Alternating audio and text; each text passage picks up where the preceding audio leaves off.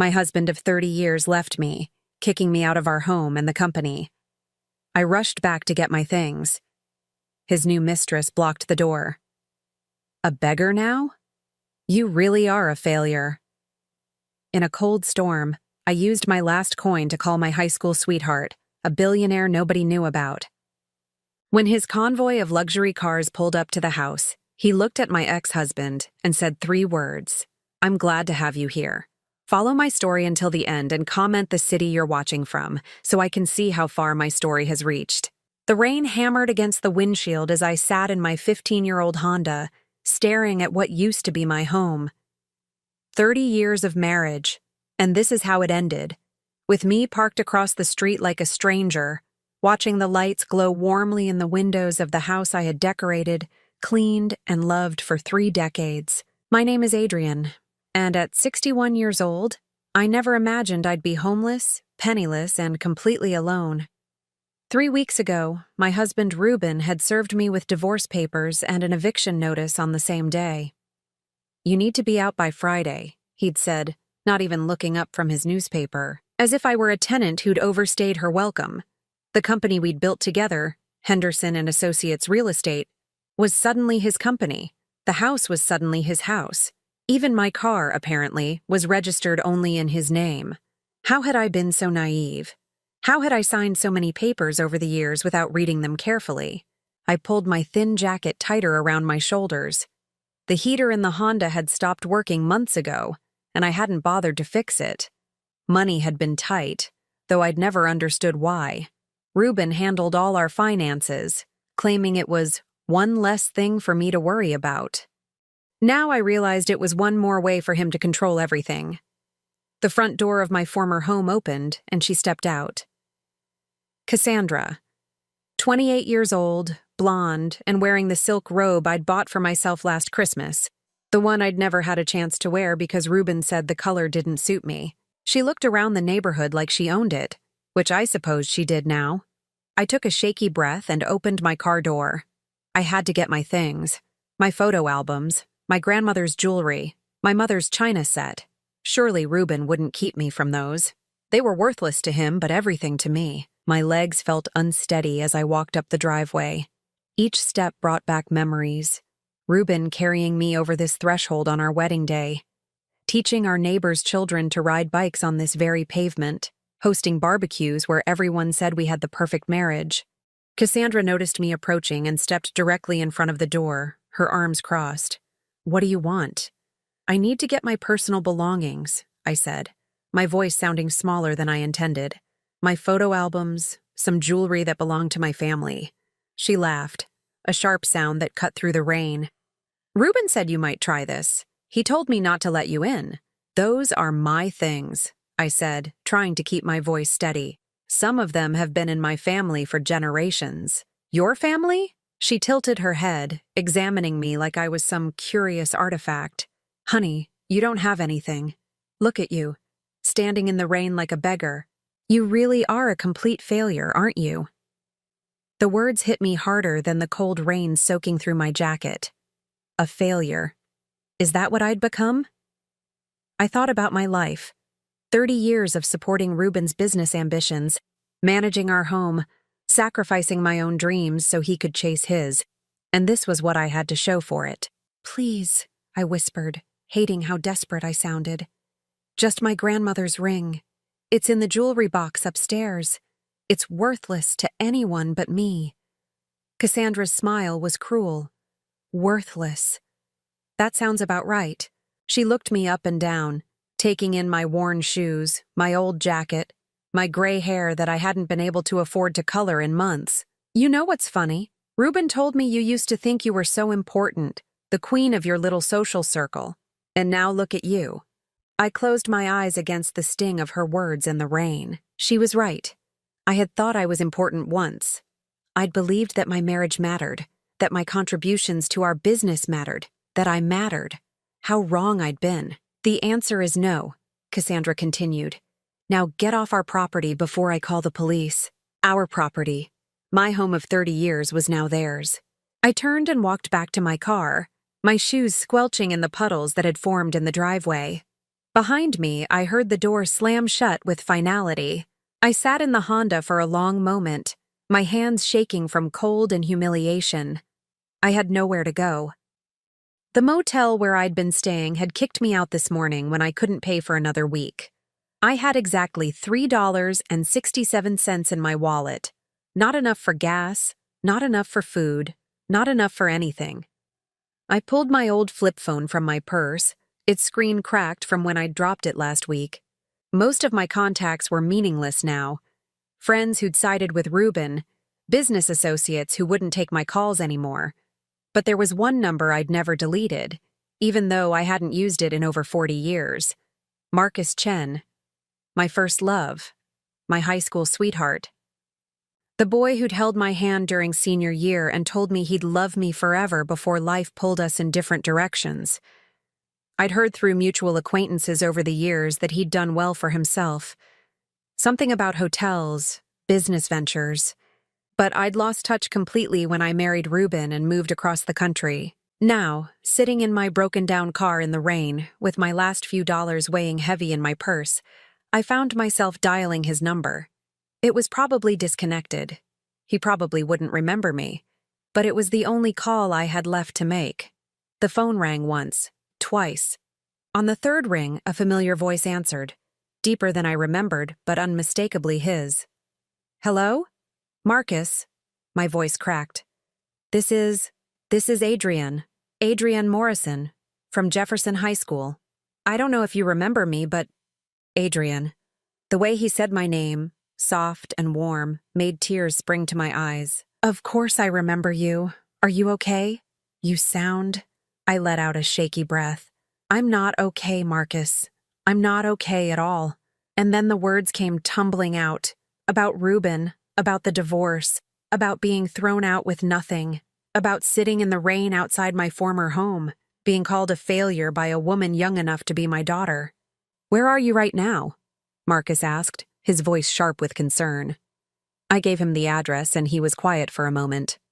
Don't move, he said finally. I'm coming to get you. Marcus, you don't have to... Adrian, he said firmly. You called me. That means something. Don't move. The line went dead, and I sat staring at the phone. What had I done? What was I expecting from a man I hadn't spoken to in 4 decades? But as I sat there in the cold rain, watching the warm lights of my former home, I realized I had nothing left to lose. 20 minutes later, I noticed headlights turning onto the street. But it wasn't just one car. It was a convoy of black vehicles, sleek and expensive, moving in perfect formation. The lead car was a Bentley that gleamed even in the rain, followed by 2 identical Range Rovers. My heart started pounding as the cars pulled up in front of the house. This couldn't be Marcus. This had to be some mistake.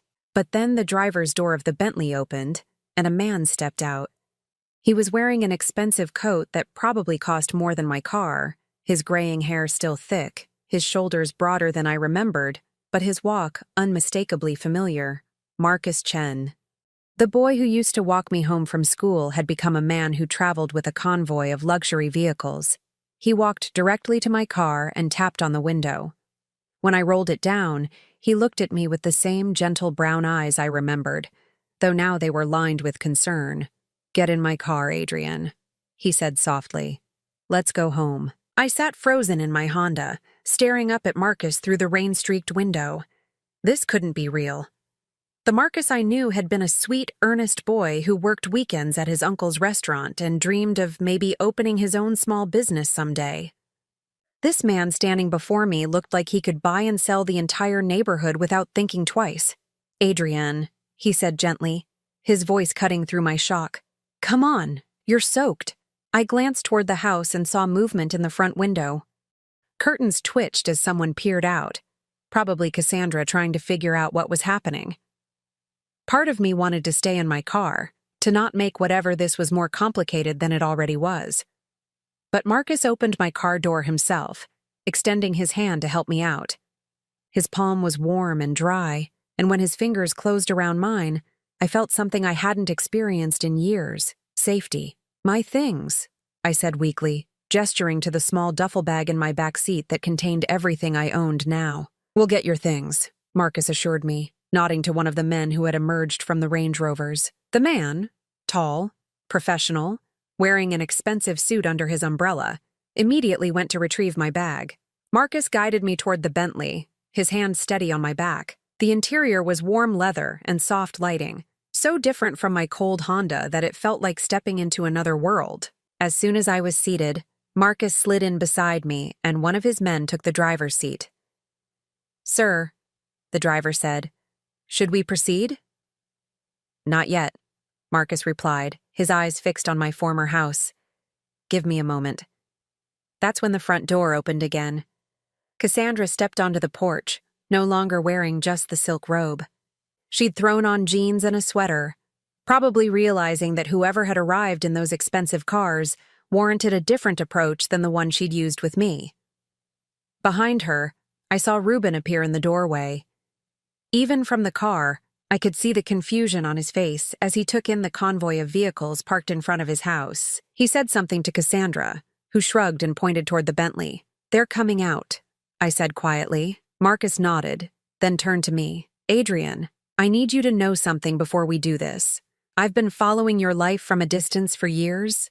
I know what Reuben did to you wasn't right. Following my life?" I looked at him in confusion. "I never forgot you," he said simply. "I hired a private investigator about 10 years ago.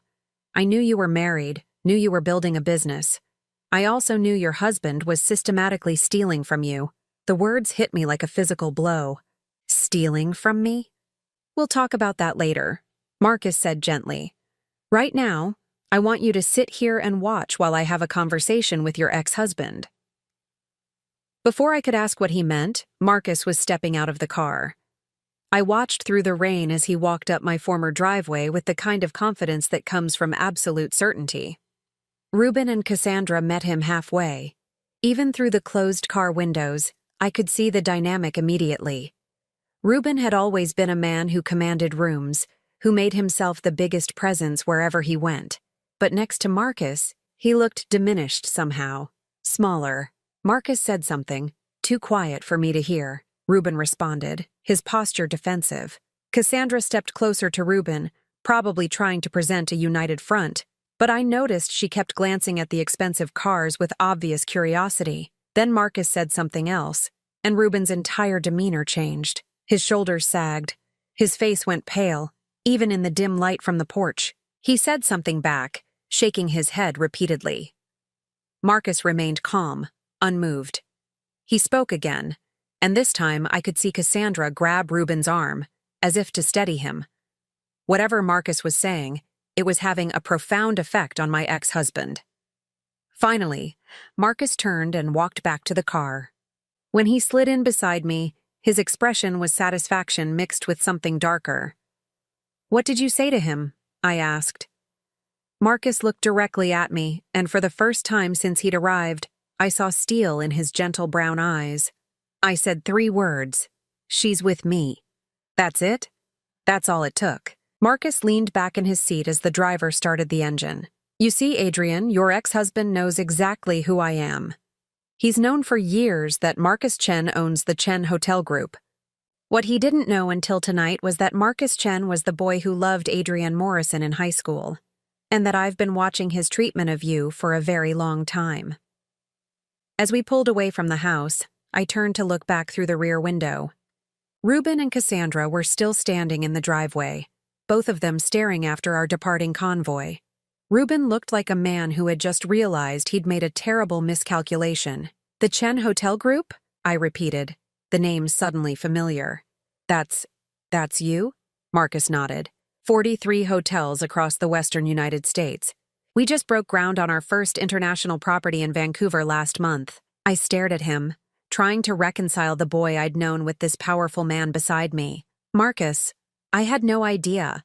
When we lost touch, I always wondered what happened to you, but I never." "I know," he said softly. "I kept tabs on you, but I never reached out. You were married. You seemed happy, at least from the outside.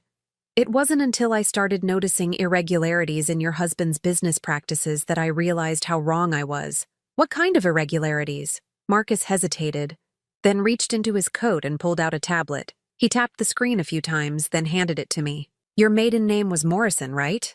Your father was James Morrison? Yes, but he died when I was 22, right after I married Reuben. The memory still stung.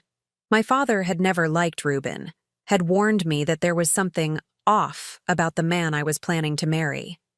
We'd argued about it, and he'd died in a car accident before we could make peace. Your father owned Morrison Development, Marcus said gently. It was a small company, but it held the rights to several valuable pieces of commercial property downtown. I looked at the screen of the tablet, seeing documents and contracts that meant nothing to me. I don't understand. Reuben told me my father died in debt. He said the company was worthless. Marcus's jaw tightened. Your father's company was worth approximately $2.3 million when he died. You were his sole heir. The world seemed to tilt around me. That's not possible. Reuben showed me the paperwork. There were debts, creditors. Reuben forged documents, Marcus said quietly. He convinced you to sign over power of attorney during your grief, then systematically transferred all of your father's assets into his own name. The company you two built together? It was built on land that belonged to you. Henderson and Associates exists because Reuben stole your inheritance and used it as seed money. I felt sick. 30 years of marriage, 30 years of supporting what I thought was our dream, and it had all been built on theft. My theft. How do you know all this? I whispered. Because 5 years ago, when I was looking to expand into commercial real estate, I tried to buy some property downtown. During the research process, my lawyers discovered the irregularities in the ownership transfers. Your father's signature on several key documents was forged. The car had stopped moving, and I looked up to realize we were parked in front of a modern glass building that rose into the dark sky like a monolith. A discreet sign near the entrance read, Chen Hotel Group, Corporate Headquarters. Why didn't you contact me then? I asked. Why wait until now? Marcus turned in his seat to face me fully. Because you were still married to him. If I'd approached you 5 years ago, told you that your husband was a criminal who had stolen your inheritance, would you have believed me? Or would you have thought I was some crazy ex-boyfriend trying to destroy your marriage? He was right, and we both knew it. 5 years ago, I'd still believed in my marriage, still trusted Reuben completely. I would have thought Marcus was lying, or jealous, or delusional. But now, Marcus continued, now you've seen what kind of man he really is. Now you're ready to hear the truth. We sat in silence for a moment, the weight of his words settling over me like a heavy blanket. Everything I'd believed about my life had been a lie. My father hadn't died in debt. He'd left me a legacy that Reuben had stolen. The business I'd helped build had been built with my own money. Even my poverty was artificial, created by a man who had systematically robbed me of everything I was entitled to. What happens now? I asked finally. Marcus smiled, and for a moment I saw the sweet boy I'd fallen in love with all those years ago. Now we get your life back, all of it. As we walked into the gleaming lobby of his corporate headquarters, I couldn't help but glance back toward the street, toward the direction of my former home where Reuben and Cassandra were probably still trying to figure out what had just happened. They had no idea what was coming, but something told me they were about to find out. The elevator to Marcus's private office was silent except for the soft hum of machinery. I stood beside him, still trying to process everything he'd told me in the car. My father's company, my stolen inheritance, 30 years of lies. It felt like discovering that my entire life had been someone else's elaborate fiction. Marcus's office occupied the entire top floor of the building, with floor-to-ceiling windows that offered a panoramic view of the city. In the distance, I could see the downtown area where my father's properties were located, properties that should have been mine. Sit, Marcus said gently, guiding me to a leather chair across from his desk. I know this is overwhelming. We'll take it one step at a time. He pressed a button on his desk, and within moments, a woman in her 50s appeared with a tea service. She set it down without a word, gave Marcus a meaningful look, and disappeared again. That's Elena, my assistant, Marcus explained as he poured tea into delicate china cups. She's been with me for 15 years. Completely trustworthy. I accepted the tea gratefully, wrapping my cold hands around the warm cup. Marcus, I need to understand something. You said you've been watching Ruben's business practices. What exactly did you find? Marcus opened a file cabinet behind his desk and pulled out a thick folder. When he set it in front of me, I could see my name written on the tab in neat handwriting. Everything's in here, he said. But let me start with the basics. He opened the folder and pulled out what looked like an official document. This is your father's original will. He left everything to you. The company, the properties, even a small trust fund that was supposed to provide you with monthly income. I stared at the document, recognizing my father's signature. But Ruben showed me a different will. One that said my father had debts. Forged, Marcus said simply. Look at this. He pulled out another document, placing it side by side with the first. This is what Ruben presented to the probate court. Notice how the signature is slightly different? The J in James is formed differently. The loops in the M in Morrison don't match. He was right. Even to my untrained eye, I could see the differences now that he pointed them out. But how did he get away with it? I asked. Didn't anyone verify these things? Marcus's expression darkened. Your father died in a car accident on a Friday evening. Ruben filed these papers the following Monday, claiming that you were too distraught to handle the legal proceedings yourself. He presented himself as your devoted husband, taking care of the difficult details so you could grieve. The memory came flooding back. I had been devastated by my father's sudden death, especially since our last conversation had been an argument about Ruben. I'd been so consumed with guilt and grief that when Ruben offered to handle everything, I'd been grateful. I'd signed whatever he put in front of me without reading it carefully. He planned this, I whispered. My father's death was convenient for him. I don't think he caused the accident, Marcus said carefully. But yes, he certainly took advantage of it. Look at this timeline. He pulled out a calendar marked with dates. Your father died on Friday, March 15th, 1991. Ruben filed the forged will on Monday, March 18th. But look at this. He'd already been in contact with several potential buyers for your father's properties. The earliest inquiry was dated March 10th, 5 days before your father died. My blood ran cold. He was planning to steal from me before my father even died. Marcus nodded grimly. It gets worse. After he convinced you to sign over power of attorney, he used your father's properties as collateral to secure business loans. Officially, you were listed as co-owner of Henderson and Associates, but all the actual assets were transferred into his sole name through a series of shell companies. He pulled out more documents, loan applications, property transfers, corporate filings. Each one showed Ruben systematically moving my inheritance away from me, while making it look like we were building something together. For 30 years, Marcus continued, you've been working to build a business that was founded on property that belonged to you. Every success Henderson and Associates had was built on your stolen legacy.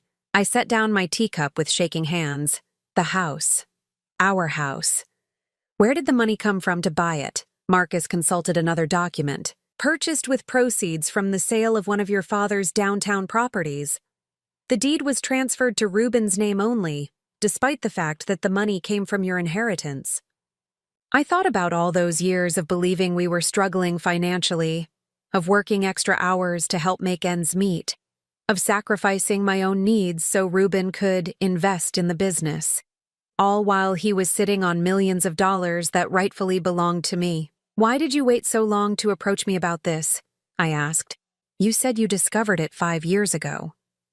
Marcus was quiet for a long moment, staring out at the city lights. Because I loved you once, Adrienne. More than I've ever loved anyone. When I found out what he'd done to you, my first instinct was to destroy him. I had the evidence. I could have had him arrested, could have exposed everything, but you didn't. No, because I realized that destroying Ruben wouldn't necessarily help you. You were still married to him. You still believed in your life together. If I'd exposed him then, you would have been collateral damage. You would have lost your home, your business, everything you thought you'd built. But you wouldn't have understood why. You would have seen me as the villain who destroyed your marriage. I realized he was right. 5 years ago, if someone had told me that Ruben was a criminal who'd stolen my inheritance, I would have defended him. I would have thought it was a lie, or a misunderstanding, or some kind of elaborate setup. "So you waited," I said. "I waited and watched.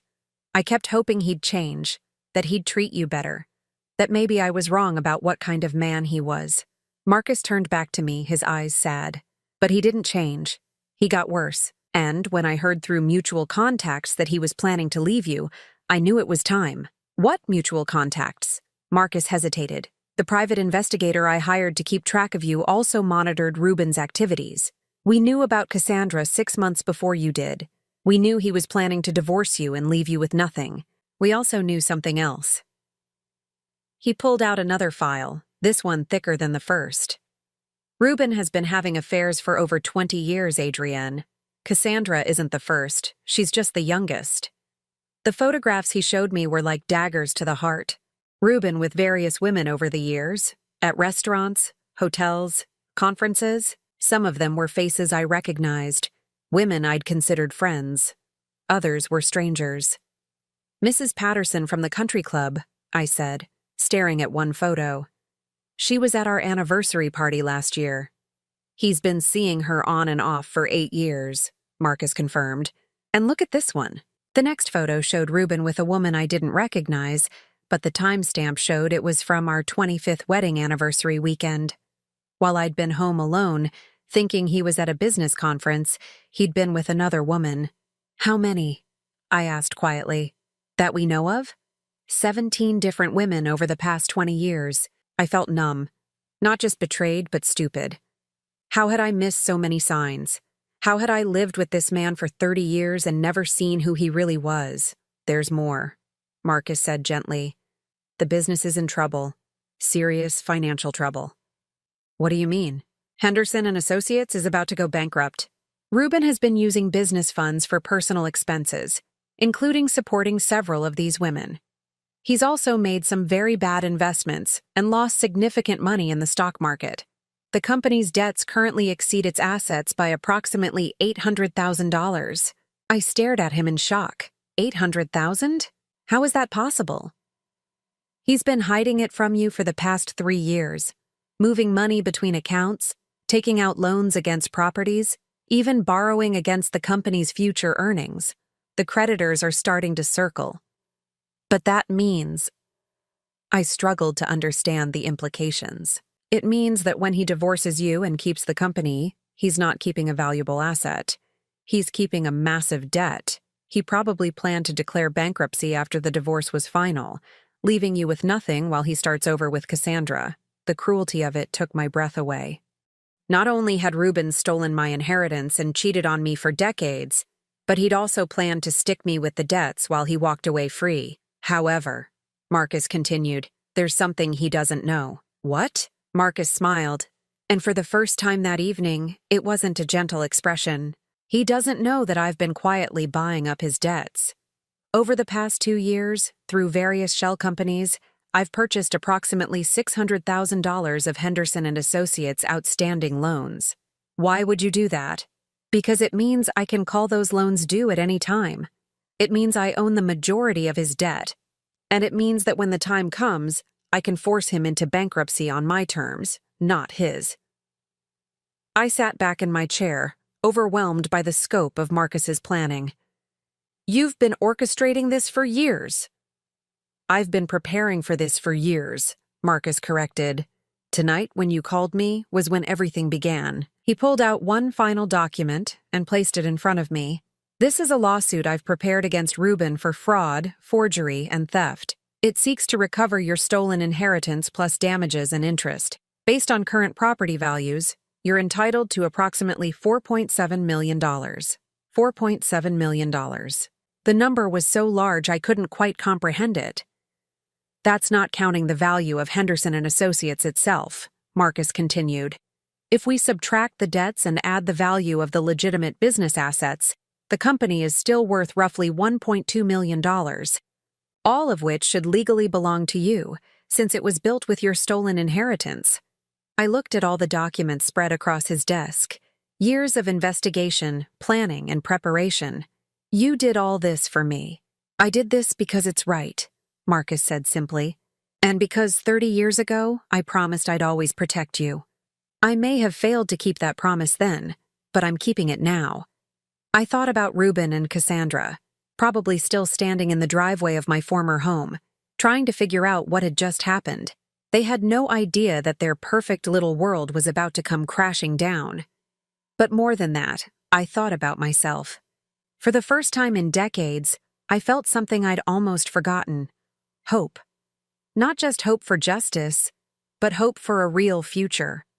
A future where I wasn't struggling to survive, where I wasn't being controlled and manipulated, where I could make my own choices. "What happens next?" I asked. Marcus gathered the documents back into their folder. "Next, we file the lawsuit. We present our evidence to the court, and we get your life back." He paused, then looked at me with those same gentle brown eyes I'd fallen in love with all those years ago. "But first, you need to sleep. You need to eat. You need to remember that you're not the broken woman Cassandra saw tonight. You're Adrienne Morrison, and you're about to reclaim everything that was stolen from you." As he said my maiden name, I felt something shift inside me. I wasn't Ruben's discarded wife anymore. I was James Morrison's daughter, and it was time to claim my inheritance. I woke up in what felt like a dream. The guest suite in Marcus's penthouse apartment was larger than the entire motel room I'd been living in, with soft Egyptian cotton sheets and a view of the city that stretched to the mountains beyond. For a moment, I forgot where I was and why I was there. Then it all came rushing back: the rain, the humiliation, Marcus's revelations about my stolen inheritance. There was a soft knock at the door. "Come in," I called, pulling the silk robe Marcus had provided around my shoulders. Elena, Marcus's assistant, entered with a breakfast tray and a gentle smile. "Good morning, Mrs. Henderson. Mr. Chen wanted you to know that he's in meetings this morning, but he'd like to see you in his office at 2 o'clock, if that's convenient." "It's Morrison," I corrected automatically, then paused. "Actually, I suppose it's Henderson legally. For now." Elena's smile widened. "Mr. Chen mentioned that might change soon. He also asked me to take you shopping this morning if you're interested. He thought you might want some new clothes before your meetings begin." I looked down at the worn outfit I'd been wearing yesterday, now cleaned and pressed by Marcus's housekeeper. It was the nicest thing I owned, and it was clearly inadequate for whatever was coming next. "I don't have money for shopping," I said quietly. "That's been taken care of," Elena assured me. "Mr. Chen has opened a temporary account for your immediate needs. He said to tell you it's an advance against what's rightfully yours anyway." 2 hours later, I stood in front of a full-length mirror in an upscale boutique, barely recognizing myself. The navy blue suit Elena had helped me select was expertly tailored, making me look confident and professional, rather than like the broken woman who'd begged for her belongings in the rain. My hair had been styled at the salon next door, and for the first time in months, I'd had it colored to cover the gray I couldn't afford to maintain. "You look powerful," Elena said approvingly, "like someone who belongs in a boardroom." I did feel powerful, but also strange. It had been so long since I'd dressed for success, rather than simply trying to make my clothes last another year. The woman in the mirror looked like someone who could demand answers, who could fight for what was hers. When we returned to Marcus's office building, he was waiting for us in the conference room adjacent to his office. He'd changed into a fresh suit, and spread across the mahogany table were documents, photographs, and what looked like a detailed timeline of events. "You look beautiful," he said when I entered, and the way he said it made me believe it might actually be true. "Thank you for the clothes," I said, "and for everything else. I don't know how I'll ever repay you." Marcus shook his head. "You're not repaying me, Adrienne. I'm returning what should have been yours all along." He gestured to the documents on the table. "I've been refining our strategy this morning. I want to show you exactly how we're going to proceed." He pulled out a chair for me, and I sat down, feeling more prepared to handle whatever came next than I had in years. "First," Marcus began, "we're going to file the civil lawsuit against Ruben for fraud and theft. That process will take time, probably 6 to 8 months before we see a resolution, but we're not waiting for that. He pointed to a stack of papers on the left side of the table. These are the documents to call in the loans I've been purchasing. As of this morning, I own 63% of Henderson and Associates' debt. I can legally demand immediate payment of those loans. What happens when Ruben can't pay? The company goes into bankruptcy, Marcus explained. But here's where it gets interesting. As the primary creditor, I have significant influence over how that bankruptcy proceeds. I can push for the company's assets to be sold to pay the debts. I began to see where he was going. And you'd be in a position to buy those assets. Exactly. But not me directly. You would be. Marcus pulled out another document and placed it in front of me. This morning, I had my lawyers establish a company called Morrison Holdings. You are the sole owner and president. I stared at the incorporation papers, seeing my name listed as the company's head. Morrison Holdings? Your father's company was Morrison Development. I thought it was fitting that Morrison Holdings should be the one to reclaim what Morrison Development built. Marcus's voice was gentle. Through Morrison Holdings, you can bid on the assets when Henderson and Associates is forced to liquidate. With my financial backing, you'll be the highest bidder. The elegance of the plan was breathtaking. Instead of simply suing Ruben and waiting years for a resolution, Marcus had found a way to force him into a corner immediately. But won't Ruben know that Morrison Holdings is me? Marcus smiled. That's the beautiful part. He'll know eventually, but not until it's too late to stop the process. And there's something else. He pulled out his phone and showed me a number. I think it's time we had a conversation with Cassandra. I felt my stomach tighten. With Cassandra? Why?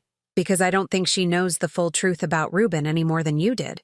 And I think when she finds out, she might become our most valuable ally. Before I could protest, Marcus was dialing the number. After a few rings, a familiar voice answered. Hello? Is this Cassandra? Yes. Who is this? My name is Marcus Chen. I'm calling about Ruben Henderson. There was a pause. You're the man from last night. With the cars. That's right. I was wondering if we could meet. There are some things about Ruben that I think you should know. Cassandra's voice became wary. What kind of things? Marcus looked at me, and I nodded. If we were doing this, we might as well do it completely. Things about his other women, Marcus said simply. And about his debts. Things that affect your future with him. The silence on the other end of the line stretched so long I wondered if she'd hung up. Finally, Cassandra spoke, her voice smaller than I'd ever heard it. What other women? I'd rather discuss this in person. Can you meet us this afternoon? Say 4 o'clock at the Fairmont Hotel downtown? The restaurant on the second floor. Yes, I'll be there. After Marcus hung up, I looked at him with mixed feelings. Are you sure about this? Yesterday she was calling me a failure. Today we're going to try to make her our ally? Yesterday she thought she was winning, Marcus said. Today she's going to find out that she's just another victim. People can change when they realize they're not in competition anymore, but on the same side. The Fairmont Hotel was one of the most elegant places in the city, the kind of establishment where Ruben had always claimed we couldn't afford to eat. As Marcus and I waited in the restaurant, I felt nervous in a way I hadn't since high school. What did you say to the woman who'd humiliated you just 24 hours earlier? Cassandra arrived precisely at 4 o'clock, and I had to admit she looked uncertain in a way I'd never seen before. Gone was the confident smirk from the previous night. She'd dressed carefully, a conservative dress and jacket that suggested she was taking this meeting seriously. She approached our table hesitantly, her eyes darting between Marcus and me. I wasn't sure you'd really be here, she said to me. Sit down, Cassandra, Marcus said gently. We have a lot to discuss. She sat, but perched on the edge of her chair like she might need to flee at any moment. Before you say anything, she said, looking directly at me, I want you to know that I'm not proud of how I treated you last night. I blinked in surprise. An apology was the last thing I'd expected. Ruben told me you were bitter about the divorce, that you were trying to make trouble, Cassandra continued. He made it sound like you were being vindictive. And now? I asked. Cassandra's voice dropped. Now I'm starting to think Ruben tells people what he needs them to believe. Marcus leaned forward. What's changed since last night? Cassandra glanced around the restaurant, then pulled out her phone.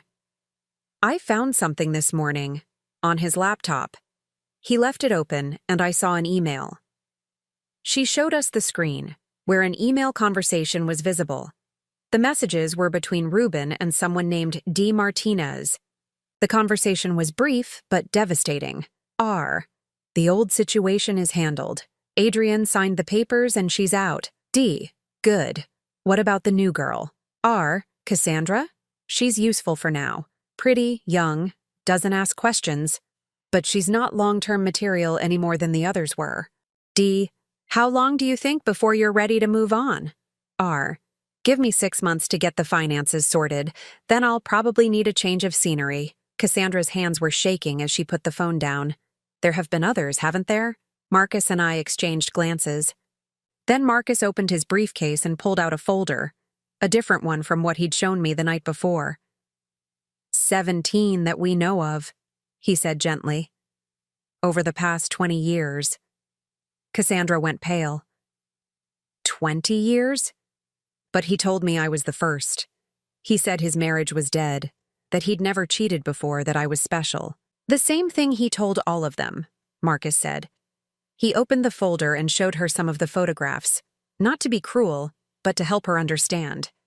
Cassandra, you're not the villain here. You're another victim. Tears started forming in her eyes. I left my job for him. I moved across the country.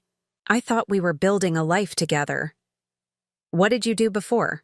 I asked, my anger toward her beginning to transform into something else. I was a paralegal in Seattle, she said. I had my own apartment, my own life. When Ruben said he wanted me to move here, that we'd get married as soon as his divorce was final, I gave up everything. The parallel to my own story was unmistakable. Ruben had convinced her to sacrifice her independence, just as he'd convinced me to sign over my power of attorney during my grief. Marcus pulled out more documents. Cassandra, there's something else you need to know. Ruben is going bankrupt. The company, the house, all of it is built on debt. He was planning to leave you with nothing, just like he did to Adrian. But the house is mortgaged beyond its value. He owes more than it's worth. Marcus showed her the financial documents. Even if you married him tomorrow, you'd be inheriting massive debt, not wealth. Cassandra stared at the papers with growing horror. He said we were rich. He said the divorce settlement would be minimal because Adrian hadn't contributed anything to the business. Adrian built that business with her stolen inheritance, Marcus said firmly. Every asset Ruben claims to own was purchased with money that belonged to her father. I watched Cassandra process this information, seeing her face transform as the reality sank in. She wasn't the triumphant other woman who'd won the prize. She was the latest mark in a long con game. What happens to me now? She asked quietly. Marcus and I looked at each other. This was the moment that would determine whether Cassandra became an ally or remained an enemy. That depends, I said carefully, on whether you want to help us expose the truth, or whether you want to go down with Ruben when his house of cards collapses. Cassandra wiped her eyes with her napkin, and when she looked up, I saw something new in her expression: determination. What do you need me to do? 3 weeks later, I stood in the marble-floored lobby of the courthouse, wearing a charcoal gray suit that made me feel like the successful businesswoman I was about to become again. Marcus stood beside me, calm and confident, while our team of lawyers organized their briefcases and documents. But the person I was most grateful to have by my side was Cassandra. Over the past weeks, she had become not just an ally, but something I never expected: a friend. She had moved out of my former house and was staying in one of Marcus's corporate apartments while she figured out her next steps. More importantly, she had provided us with information that made our case against Ruben absolutely ironclad. Are you ready for this? Marcus asked quietly as we watched Ruben and his lawyer enter through the opposite doors. I've been ready for 30 years, I replied, and I meant it. Ruben looked haggard in a way I'd never seen before. His usually perfect appearance was disheveled, his expensive suit wrinkled as if he'd slept in it. When his eyes met mine across the lobby, I saw something I'd never seen in them before: fear. The past 3 weeks had not been kind to him. Marcus had methodically called in the loans he owned, demanding immediate payment of over $600,000. When Reuben couldn't pay, Henderson and Associates had been forced into emergency bankruptcy proceedings. The company's assets were being liquidated, and Reuben was facing personal bankruptcy as well. But that was just the financial pressure. The real devastation had come from Cassandra. She had agreed to testify about the documents she'd found on Reuben's computer. Not just the email about her being temporary, but financial records that showed he'd been systematically hiding assets from me during our divorce proceedings. She'd also provided recordings of conversations where Reuben had bragged about manipulating me and stealing my inheritance. "He thought I was stupid," Cassandra had told me during one of our strategy sessions. "He thought I was just a pretty face who wouldn't ask questions. But I have a paralegal degree, I know how to read financial documents, and I recorded our conversations because I was planning to surprise him with a scrapbook of our relationship." Instead, those recordings had become evidence of fraud, forgery, and theft. The bankruptcy hearing began with the judge reviewing the basic facts of the case. Henderson and Associates owed approximately $800,000 to various creditors, with Marcus's companies holding the largest portion of that debt. The company's assets were valued at roughly $1.4 million, which should have been enough to pay the debts and leave something over. However, the judge continued, reading from the documents before him, there are serious questions about how this company acquired its initial assets. Reuben shifted uncomfortably in his chair as our lead attorney, David Chen, Marcus's younger brother and one of the best corporate lawyers in the state, stood to address the court. "Your Honor, we have evidence that Henderson and Associates was founded using assets stolen from the estate of James Morrison, who died in 1991. Mr. Henderson forged documents to steal approximately $2.3 million from Mr. Morrison's daughter, Adrienne Henderson, who is present in court today." The judge's eyebrows rose. "That's a serious allegation, Mr. Chen." "We have extensive documentation, Your Honor. Handwriting analysis confirms that key signatures on estate documents were forged. We also have testimony from witnesses, including Ms. Cassandra Webb, who was living with Mr. Henderson and can testify to his admissions of guilt." Reuben's lawyer, a nervous-looking man who had clearly not been prepared for the scope of evidence against his client, stood up. "Your Honor, these allegations are unsubstantiated attempts to complicate what should be a straightforward bankruptcy proceeding." "I'd like to hear the evidence," the judge said firmly. For the next 2 hours, David Chen methodically presented our case. The forged documents were displayed on large screens, with handwriting experts explaining the differences between authentic signatures and the forgeries. Financial records showed how Reuben had used my father's properties as collateral for business loans, then transferred ownership of everything into his name through shell companies. But the most damaging testimony came from Cassandra herself. She took the witness stand wearing a simple blue dress and spoke in a clear, steady voice about what she had discovered in Reuben's files. She read from emails where he boasted about handling me and keeping the business in the right hands. She played recordings where he laughed about my naivety and discussed his plans to disappear after the divorce was finalized. "He told me that Adrienne had contributed nothing to the business," Cassandra testified. "He said she was just a housewife who didn't understand finance or real estate. He made her sound like a burden he had carried for 30 years. "And what did you discover about the true origins of the business?" David asked. "That it was built entirely on properties that belonged to Adrienne's father, that Reuben had forged documents to steal her inheritance, and that he had been planning to abandon me the same way he abandoned her, after taking everything and leaving his victim with nothing but debt." Reuben's face had gone from pale to ashen. His lawyer whispered urgently in his ear, probably advising him that their position was hopeless. The most devastating moment came when David presented evidence of Reuben's other affairs. "Your Honor, the defendant has a pattern of using and discarding women after gaining access to their resources or using them to facilitate his schemes. We have documented 17 different extramarital relationships over 20 years, including several where Mr. Henderson convinced women to provide him with financial support or business connections." "Objection," Reuben's lawyer said weakly. "Relevance? It goes to the defendant's character and pattern of fraudulent behavior. David replied. This is not a crime of passion or a single mistake. This is a decades-long pattern of systematic fraud and emotional manipulation. The judge nodded. Overruled. Continue. When all the evidence had been presented, the judge called for a recess to review the documents. Marcus, Cassandra, and I waited in a small conference room while the lawyers discussed strategy. How do you think it went? Cassandra asked nervously. Better than I dared hope, Marcus replied. David was brilliant. The evidence speaks for itself. I looked out the window at the city below, thinking about how much had changed in just 3 weeks. I wasn't the same broken woman who had been standing in the rain, begging for her possessions. I was James Morrison's daughter, fighting for what was rightfully mine. When we returned to the courtroom, the judge's expression was stern. I've reviewed all the evidence presented today, he began, and I find it compelling and credible. The documentation clearly shows that Henderson and Associates was founded using assets obtained through fraud and forgery. Mr. Henderson, do you have anything to say in your defense? Reuben stood slowly, his lawyer beside him looking defeated. For a moment, I thought he might confess, might finally tell the truth about what he had done. Instead, he tried one last manipulation. Your Honor, he said, his voice carrying the same charm that had once convinced me to trust him completely. I understand that these allegations look serious, but you have to understand the context. Adrienne was grieving her father's death.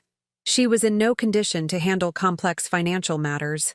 I was trying to protect her, to make sure the business would be stable and successful. Everything I did was for our family. The silence in the courtroom was deafening. Even after everything, all the evidence, all the testimony, all the proof of his lies, he was still trying to paint himself as my protector. I felt something inside me snap. Before I could stop myself, I was standing up. Your Honor, may I address the court? The judge looked surprised. Mrs. Henderson, you're not scheduled to testify, but if you'd like to make a brief statement, thank you. I stepped forward, my voice steady despite the emotions churning inside me. For 30 years, I believed the man I married was protecting me. I believed that when he took care of financial matters, it was because he loved me. I believed that when he made decisions about our business, it was because he was wiser and more experienced.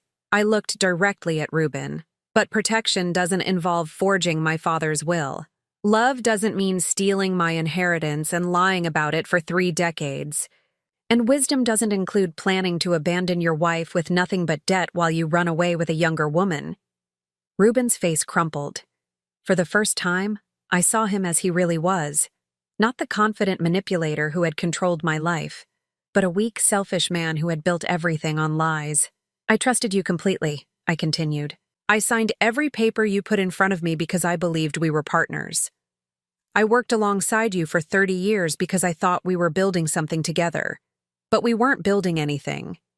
You were just stealing from me, piece by piece, until there was nothing left. I turned back to the judge. Your Honor, I'm not asking for revenge. I'm asking for justice. I want what belonged to my father, what should have been mine from the beginning.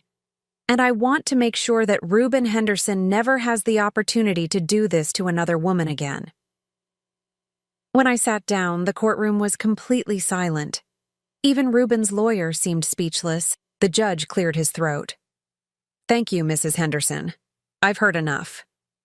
He shuffled through his papers, then looked up with a grave expression. I find that Henderson and Associates was indeed founded using assets obtained through fraud and theft. I'm ordering the immediate liquidation of all company assets, with proceeds to be used first to pay legitimate creditors, then to provide restitution to Mrs. Henderson for her stolen inheritance. Reuben slumped in his chair. Furthermore, the judge continued, I'm referring this matter to the district attorney for potential criminal prosecution. The evidence of forgery and fraud is overwhelming and appears to warrant criminal charges. He looked directly at Reuben. Mr. Henderson, you have 48 hours to vacate the house on Maple Street, as it was purchased with fraudulently obtained funds and must be sold to provide restitution. You should consider yourself fortunate that Mrs. Henderson has shown remarkable restraint in not pursuing the maximum penalties available under the law. As we left the courthouse, reporters were waiting outside. Word had somehow gotten out about the case, and there were cameras and microphones thrust in our direction. "Mrs. Henderson, how does it feel to get your inheritance back?" one reporter called. I paused, thinking about how to answer. "It feels like justice," I said simply. "What will you do now?" I looked at Marcus, who smiled encouragingly. "I'm going to do what my father would have wanted me to do. I'm going to build something real, something honest, something I can be proud of." As we walked away from the courthouse, Cassandra fell into step beside me. "What happens to me now?" she asked quietly. "What do you want to happen?" I replied. She was quiet for a moment. "I want to go back to being a paralegal. I want to use my skills to help people instead of being someone's decoration." Marcus overheard and turned back to us. "Morrison Holdings is going to need a legal department as we expand. We'll need someone with experience in real estate law and corporate documentation." Cassandra's eyes widened. "You'd hire me? After everything?" "You helped us expose the truth," I said. "You chose to do the right thing when it would have been easier to stay silent. That's exactly the kind of person I want working for my company." 3 days later, I stood in the driveway of my former house, watching as a moving truck carried away Ruben's belongings. He emerged from the front door carrying a single suitcase, looking older than I'd ever seen him. He stopped when he saw me, and for a moment we just looked at each other. "I suppose you're satisfied now?" he said bitterly. "No," I replied. "I'm not satisfied. I'm free. There's a difference." He stared at me for a long moment, then shook his head. "You always were too good for your own good, Adrienne." "And you," I said quietly, "were never as clever as you thought you were." As his taxi pulled away, I felt a weight lifting from my shoulders that I hadn't even realized was there. The house would be sold, the proceeds going toward my restitution. Henderson and Associates would be dissolved, its legitimate assets transferred to Morrison Holdings. But more than that, I was finally free from the man who had stolen 30 years of my life. Marcus appeared beside me, taking my hand. "Ready to go home?" I looked at the house one last time, then at the man who had rescued me from the rain and helped me reclaim my life. "Yes," I said, "I'm ready to go home." 1 year later, I stood in the executive conference room of Morrison Holdings, looking out at the city skyline that now included 3 buildings that belonged to me. The morning sun cast long shadows across the mahogany table where I'd just finished signing the papers to acquire another piece of downtown property, the same property my father had dreamed of developing 40 years ago. "Congratulations, Mrs. Morrison," said David Chen, Marcus's brother who had become my personal attorney. "This acquisition puts Morrison Holdings at $12.7 million in assets." I smiled, still getting used to hearing my maiden name in professional settings.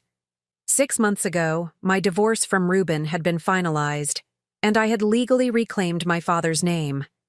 It felt like shedding the last remnant of a life that had never really been mine. "Thank you, David. And please, call me Adrienne." The door to the conference room opened, and Cassandra entered with a stack of files. She'd been true to her word about returning to paralegal work, but she'd exceeded everyone's expectations. Her experience with Ruben's deceptions had made her particularly skilled at spotting irregularities in contracts and financial documents. "I have the final reports on the Henderson bankruptcy," she said, setting a folder in front of me. "The last of the assets were liquidated yesterday." I opened the folder and looked at the numbers. After paying all legitimate creditors and legal fees, the bankruptcy had yielded approximately $2.8 million in restitution for my stolen inheritance. Combined with the value of my father's original properties and the success of Morrison Holdings over the past year, I was worth more than my father had ever dreamed possible.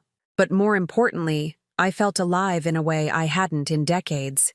"What happened to him?" I asked, though part of me wasn't sure I wanted to know. Cassandra's expression was neutral. "He's working as a sales associate at a used car lot in Phoenix. The criminal charges were dropped when he agreed to cooperate fully with the restitution process and accept a permanent ban from working in real estate or finance. It was a harsh fall for a man who had once controlled millions of dollars and commanded respect in the business community. But I felt no satisfaction in his misery, only a profound sense of closure. A soft knock interrupted my thoughts. Marcus entered, carrying 2 cups of coffee and wearing the smile that had become my favorite part of every morning. "Good morning, ladies," he said, setting 1 cup beside me. "Are we ready for the big announcement?" I took a deep breath, feeling nervous and excited in equal measure.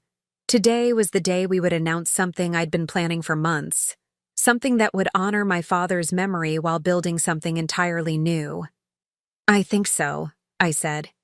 "Cassandra, would you call the staff meeting for 10 o'clock? As she left to gather the Morrison Holdings team, Marcus sat beside me and took my hand. Over the past year, our relationship had developed slowly and carefully. We were both older now, more cautious about matters of the heart, but what we had built together was real and honest in a way my marriage to Ruben had never been. "Are you sure about this?" he asked. "It's a big step." I looked at the proposal in front of me. Plans for the Morrison Foundation, a nonprofit organization that would provide legal aid and financial counseling to women who had been victims of domestic financial abuse. It would be funded by the profits from Morrison Holdings and staffed by attorneys and counselors who understood what it meant to have your life stolen from you. "I've never been more sure of anything," I replied. At 10 o'clock, the entire Morrison Holdings staff gathered in our main conference room. It wasn't a large group yet, just 12 employees, but each one had been carefully chosen for their integrity and competence. Many of them were people, like Cassandra, who had overcome their own challenges and understood the value of second chances. I stood at the head of the table, looking at faces that had become as important to me as family. "I want to thank you all for the incredible work you've done this year. Morrison Holdings has exceeded every projection we made, and that's because of your dedication and talent." There were smiles around the table, but I could see they were waiting for whatever announcement I was building up to. "But success in business has always been just part of my father's dream," I continued. "James Morrison believed that when you were blessed with resources, you had a responsibility to help others build better lives. Today, I'm announcing the creation of the Morrison Foundation." I explained the foundation's mission and how it would work alongside our real estate business. I watched faces around the table light up as they understood what we were building, not just a profitable company, but something that would make a real difference in women's lives. "Who will run it?" asked Jennifer, our head of acquisitions. "Cassandra has agreed to serve as executive director," I said. "She'll be working with a board of attorneys and financial counselors to help women who found themselves in situations similar to mine." Cassandra blushed but looked proud. Over the past year, she had transformed from the uncertain young woman who'd been manipulated by Ruben into a confident professional who understood both the legal and emotional aspects of financial abuse. "When do we start?" asked Tom, our accountant. "We already have," I said, smiling. "Our first client is a woman named Patricia Williams. She's 63 years old, and her son has been systematically stealing from her by convincing her to sign over power of attorney while she was recovering from surgery. We're going to help her get her life back." The meeting continued for another hour as we discussed the practical details of running both a business and a foundation, but I found myself thinking about the journey that had brought me to this moment. From standing in the rain outside my former home, to standing in my own conference room, surrounded by people who believed in the same things I did. After the staff meeting ended, Marcus and I drove to a small restaurant across town for lunch. It was the same place where we'd met with Cassandra a year ago, when she was still Ruben's girlfriend, and I was still his discarded wife. "Do you ever regret it?" Marcus asked as we waited for our food. "Leaving your old life, I mean. Even if that life was built on lies, it was stable, predictable." I thought about his question seriously. There had been moments over the past year when I'd felt overwhelmed by the responsibilities of running a company, of making decisions that affected other people's livelihoods. There had been nights when I'd wondered if I was too old to start over, too set in my ways to build something new. But then I'd remember what it felt like to have no control over my own life, to be dependent on someone who saw me as nothing more than a convenient tool for his schemes. "No," I said finally. "I don't regret it. For the first time in 30 years, I'm living my own life instead of someone else's version of what my life should be. Marcus smiled. Your father would be proud of you. I hope so.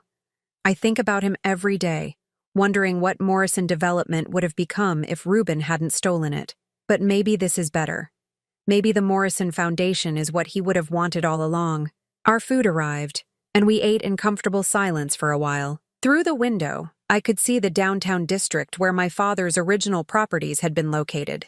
Most of them belonged to Morrison Holdings now, but instead of developing them for maximum profit, we were creating affordable housing and community spaces. There's something I want to ask you, Marcus said after we'd finished eating.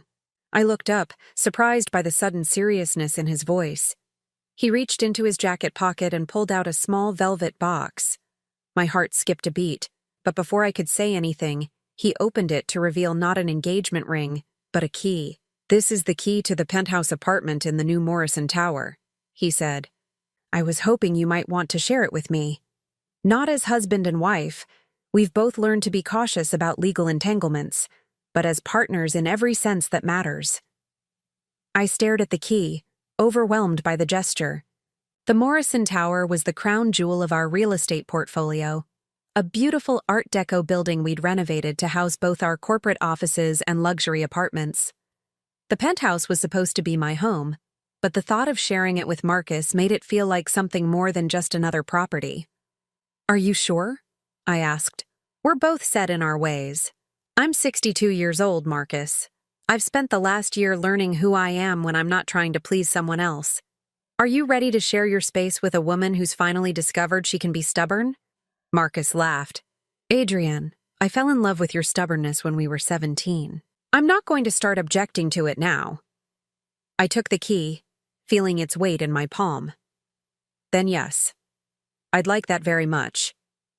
As we drove back to the Morrison Holdings building, I reflected on how much had changed since that rainy night when I'd called Marcus from my broken-down Honda. I'd thought I was reaching out for rescue, but what I'd really been doing was reaching out for the life that should have been mine all along. The car pulled up in front of our building, and I looked up at the gleaming windows that reflected the afternoon sun. The Morrison Foundation would have its offices on the 3rd floor. Morrison Holdings occupied floors 4 through 6, and Marcus and I would live together on the 15th floor, partners in every sense of the word. Ready to go home? Marcus asked, echoing the same question he'd asked me a year ago. Yes, I said, taking his hand. I'm ready. As we walked through the lobby of our building, I caught sight of our reflection in the polished marble walls. We looked like what we were, two people who had found each other again after 40 years, who had built something beautiful out of the ashes of betrayal and loss. At 62, I was finally living the life my father had dreamed of for me. Not just successful, but meaningful. Not just surviving, but thriving. And most importantly, not just existing in someone else's story, but writing my own. The elevator carried us up to our new home, to our new beginning, to the life that had been stolen from me and reclaimed through courage, love, and the unwavering belief that it's never too late to become who you were meant to be. Behind us, the city stretched out in all directions, full of possibilities I was only beginning to explore. Ahead of us lay years of building the Morrison Foundation, of helping other women reclaim their stolen lives, of proving that sometimes the best revenge is living well. And beside me was the man who had loved me when we were young, who had waited for me when we were separated, and who had helped me become strong enough to save myself when the time finally came. As the elevator doors opened onto our penthouse apartment, I realized that this wasn't just the end of my old life or the beginning of my new one. This was simply the life I was always meant to live. Now I'm curious about you who listened to my story. What would you do if you were in my place? Have you ever been through something similar?